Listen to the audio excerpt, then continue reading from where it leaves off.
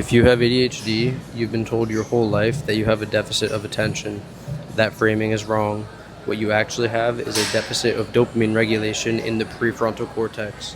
The medications, Adderall, Ritalin, Concerta, work because they flood your system with catecholamines, the neurotransmitters that allow your PFC to function. Here's what no one tells you. The same neurochemical optimization can be achieved through deliberate lifestyle inputs. Not fully, but meaningfully. This video is the mechanism behind that claim.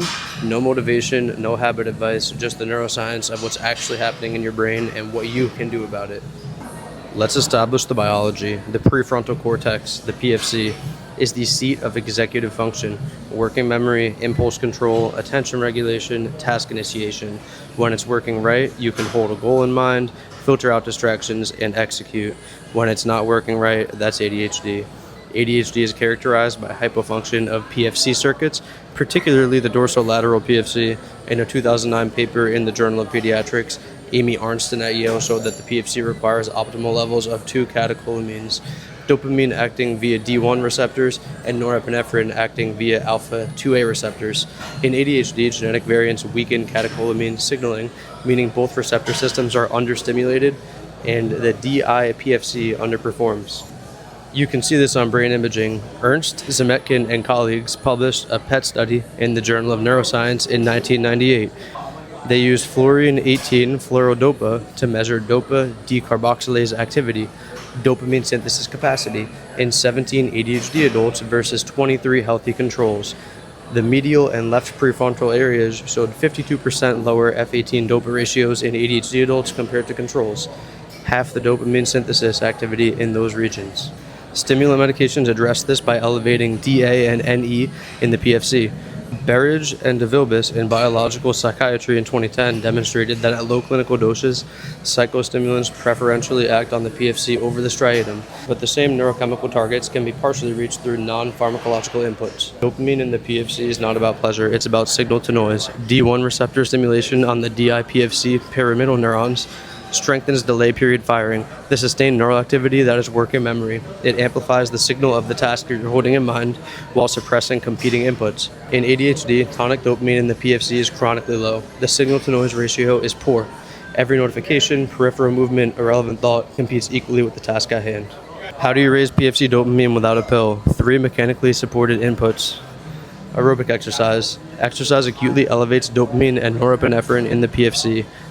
Pietrelli and colleagues, publishing in the Neurobiology of Learning and Memory in 2018, showed exercise upregulates BDNF in the hippocampus via the PKA-CREB-BDNF pathway, supporting the synaptic infrastructure that makes catecholamine signaling efficient. Cold exposure, acute cold, cold water, cold shower, triggers norepinephrine release from the locus coeruleus. Brief but real. Protein timing. Tyrosine, found in meat, eggs, and dairy, is the direct precursor to both dopamine and norepinephrine. The synthesis pathway runs tyrosine to L-dopa to dopamine. Without adequate dietary tyrosine, the pathway is substrate limited. You cannot synthesize what you don't have the raw material for. Norepinephrine comes from the locus coeruleus, a small brainstem nucleus projecting to the entire cortex, but mostly critically to the PFC. Alpha-2A adrenoreceptors in the DI-PFC are the key receptor here. When norepinephrine binds at moderate concentrations, it directly strengthens delay period firing in PFC pyramidal neurons, the same firing that supports working memory and focused attention. This is why guanfacine, a non-stimulant ADHD medication, is a selective alpha-2A agonist. Arnston and Ramos demonstrated this mechanism in Pharmacology and Therapeutics in 2007. A critical nuance is the Yerkes-Dodson inverted U.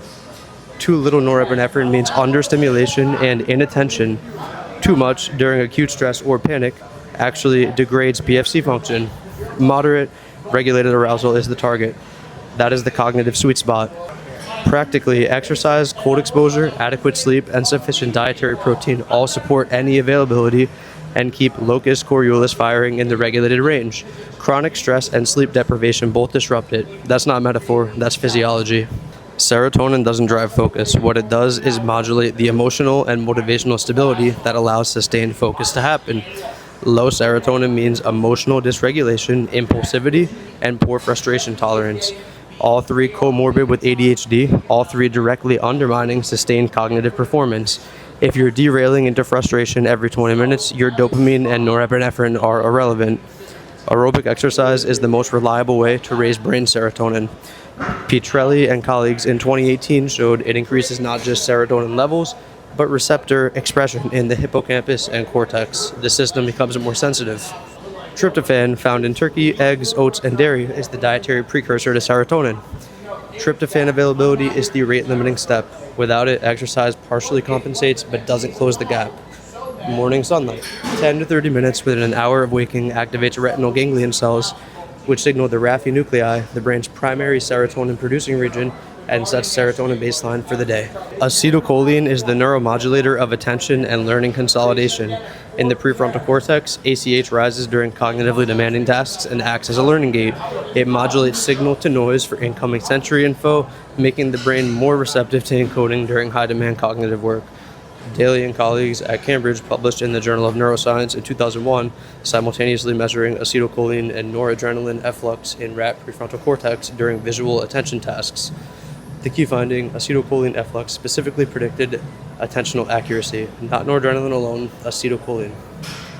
Acetylcholine is synthesized from choline. Dietary choline is found in eggs, liver, beef, and cruciferous vegetables.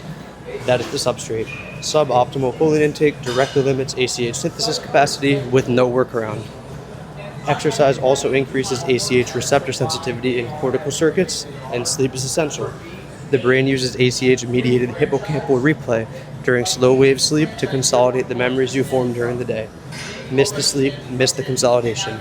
BDNF, brain-derived neurotrophic factor, is the structural enabler. It promotes neurogenesis in the hippocampus, strengthens synaptic connections, and increases dendritic spine density.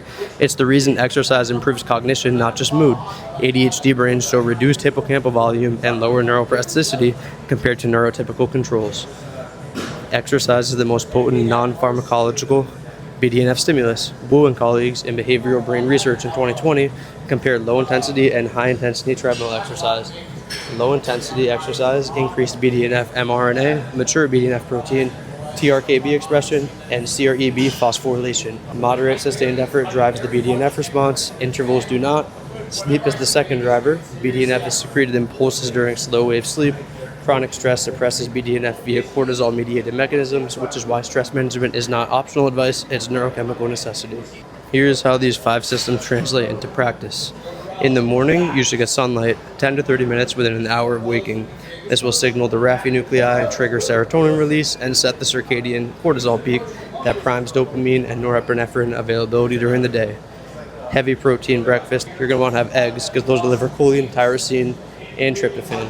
20 to 30 minutes of moderate aerobic effort should be done before your first work block. This is the second highest leverage input in this protocol. It elevates dopamine, norepinephrine, serotonin, and BDNF all at the same time. 1 to 3 minutes of cold water exposure before a focus block will trigger a norepinephrine spike from the locus coeruleus, eliminating dopaminergic noise. Social media, notifications, food, all of that should be done immediately after the cold water exposure in order to reach a deep focus. Sleeping 7 to 9 hours is critical, and slow-wave sleep is when BDNF is secreted. That's when memory consolidates via an acetylcholine-mediated hippocampal replay, and the lymphatic system clears metabolic waste during this time as well. 1 night of poor sleep will acutely reduce PFC catecholamine availability, and it looks like an ADHD flare on neuroimaging. Medications work because they elevate catecholamines in your prefrontal cortex. Everything in this video works for the same reason. Exercise, sleep, diet, sunlight, cold exposure, each input targets the same neurochemical system that medication overrides pharmacologically. The difference is that lifestyle inputs support the system rather than override it, stack them.